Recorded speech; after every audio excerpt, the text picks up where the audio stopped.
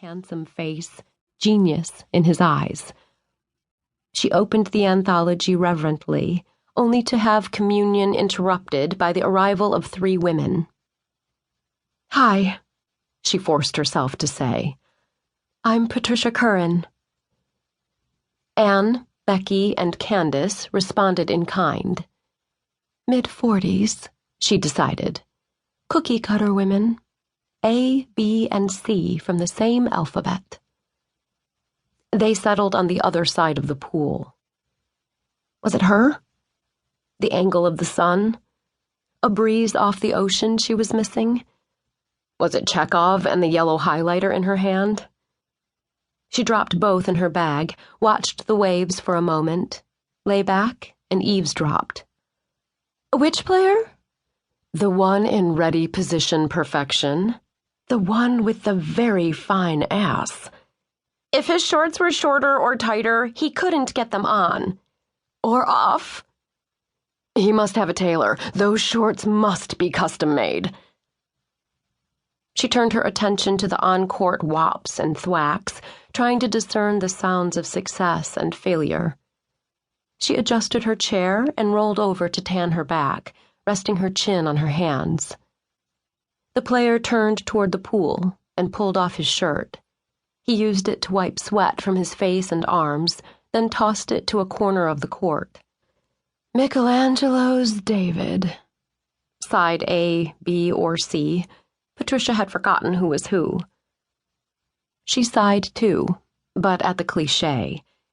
He wasn't David. He had the thighs and calves of Bordel's Hercules and broader shoulders than David, though the abdomen was right. Maybe that was it, a haughtiness she unintentionally conveyed.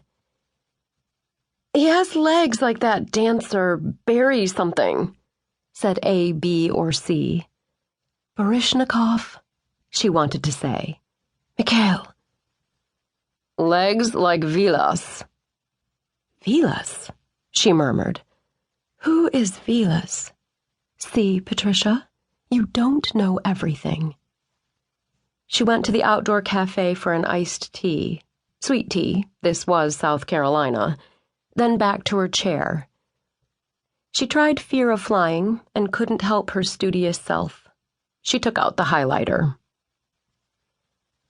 5 chapters later, long after the women had left, she ventured into the pool, clutching the railing, sliding her feet over the steps, then moving cautiously forward until the aqua water rippled below her breasts.